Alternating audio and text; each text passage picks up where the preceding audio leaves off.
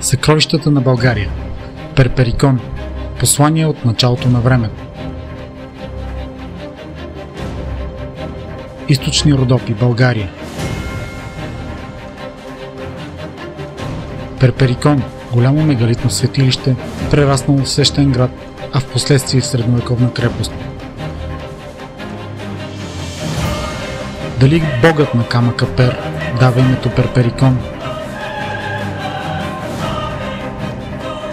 Или средновековната златна монета Перпера, златица, дава името на местността?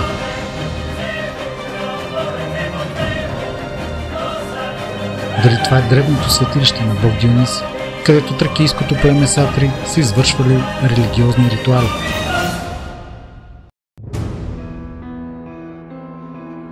Древният комплекс се състои от 4 части, оформени през 1 век след Христа, във времето, когато Римската империя завладява древна Тракия. Първата част е впечатляваща мощна крепостна стена.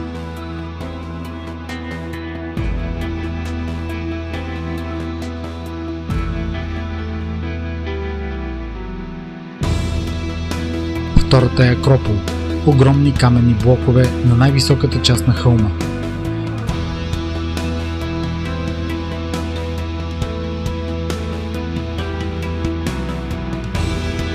Третата част е дворец, изсечен в скалите и заемащ площ от 10 000 квадратни метра.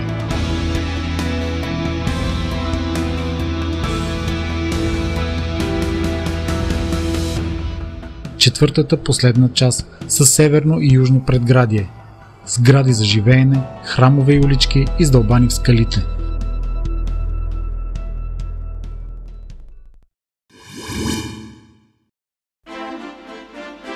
География и път.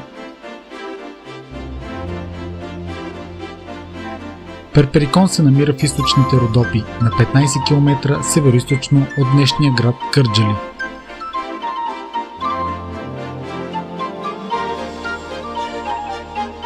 Представлява скален връх с кота 470 метра.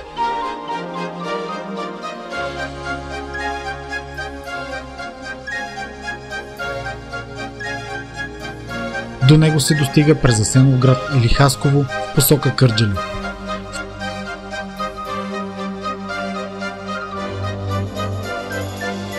Подножието му се намира село Горна крепост.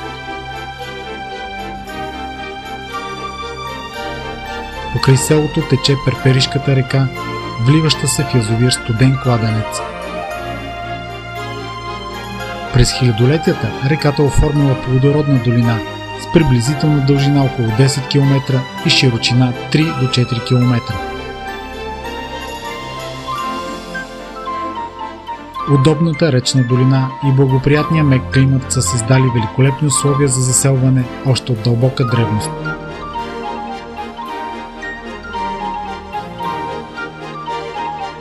Местността е богата на археологически обекти от различни епохи, чието естествен център се явява Перперикон.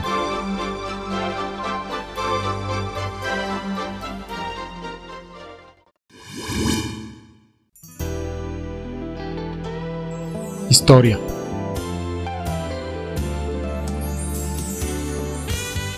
В зората на човечеството Перперикон е представлявал огромен скален масив.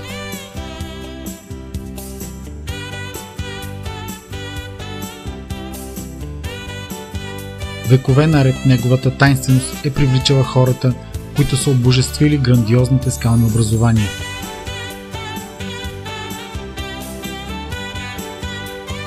В източните Родопи хората са създали мегалитна култура, която предшества с хилядолетия тази на траките.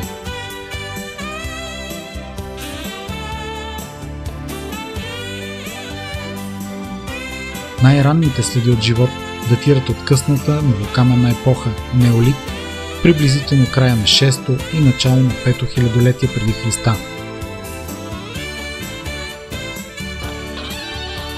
Следи от неолитна керамика се откриват върху повърхността на канарите, отложени в естествени пукнатини.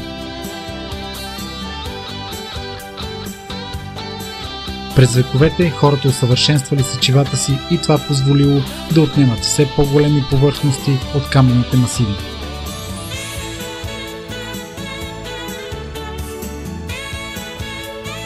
Това обаче довело до унищожение на следите от по-древни култури. Късните изсичания изличили останките от ранните цивилизации на Перперикон.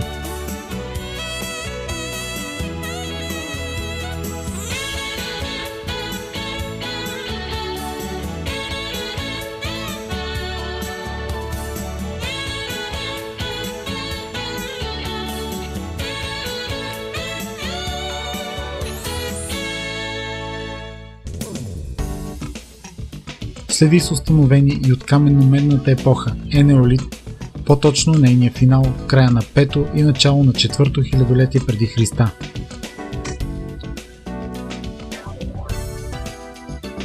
Перперикон преживява първия си голям разцвет в периода 18-12 век преди Христа, по времето на критомикенската цивилизация и тази на Троя. В скалите се забелязва изсечен образ на прабългарската богиня на плодородието Умай. През средновековието, в периода 13-14 век, крепостта е областен център и епископско средище в Византия. Свещеният хилядолетен град е унищожен от турците в средата на 14 век. След 1346 година крепостите в източните Родопи потъват в забвение.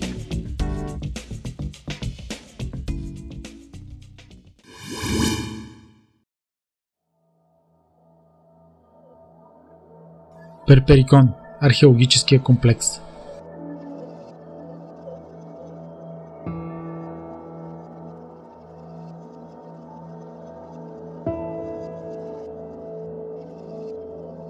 Средновековната църква е открита при разкопки през 2007 година и е разположена в подножието на хълма.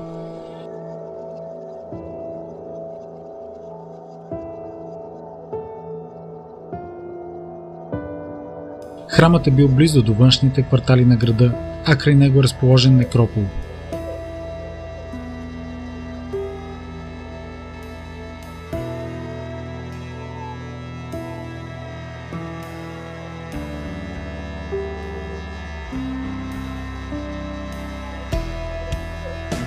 Скалният проход с дължина около 100 метра отвежда посетителя в самия археологически комплекс към двореца, светилище и акропола.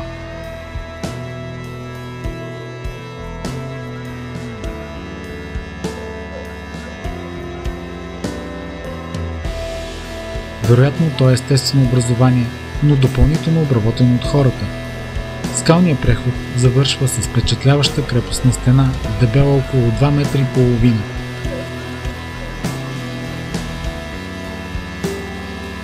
Вляво, западно, се минава през първата порта, а от тук може да се влезе в центъра на самия комплекс.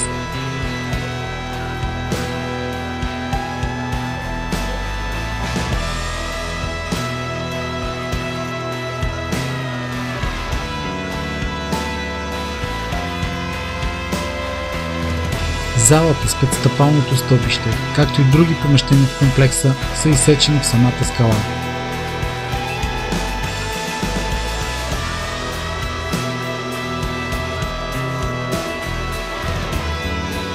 Скалата е изсечен тронът с облегалки за ръце и поставка за крака. Все още не е ясно за какво точно е служил.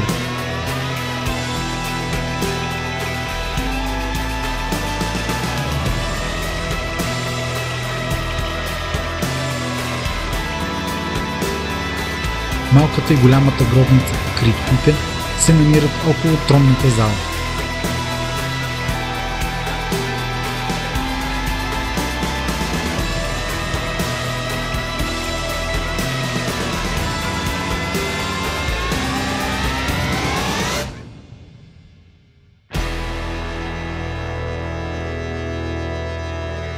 Над голямата крипта е олтарът на храма на Дионис.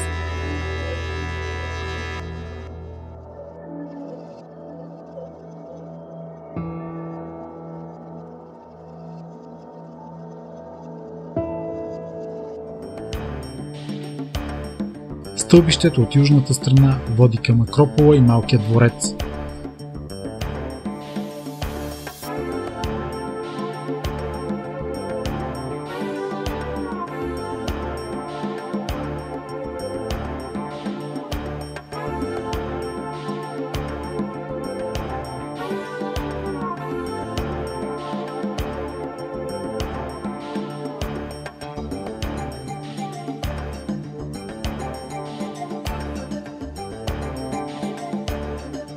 Смята се, че те са били оформени едновременно с изсечените в скалата улици, жилищни сгради и храмове.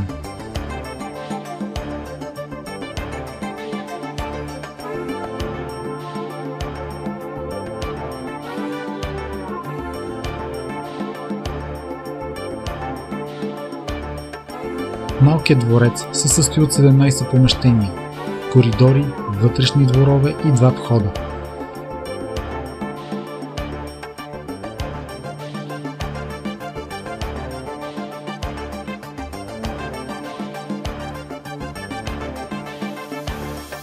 Издълбано в самия камък е и втората цистерна, водохранилище за жителите на Перперикон.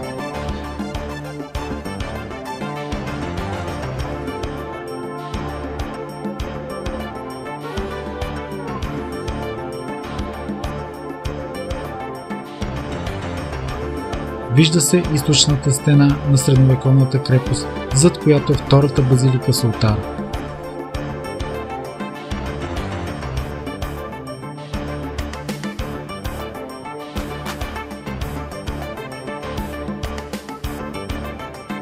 В северо-западната част на археологическия комплекс се намира римския квартал, който е ограден от мощна крепостна стена.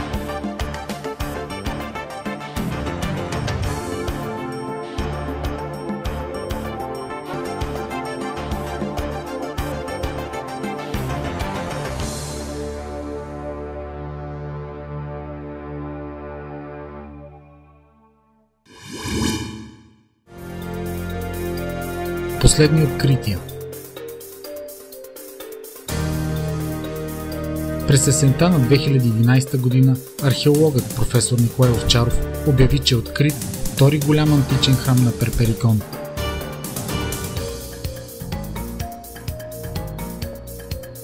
Според професор Овчаров вече може да се добие представа за целия ритуал на култа, извършвал се там. Представлява класически античен храм, помещение с размери 5,5 на 5 метра, като едната част е изсечена в скалите, а другата е изградена от каменни зидове. Перперикон продължава да разкрива своите загадки.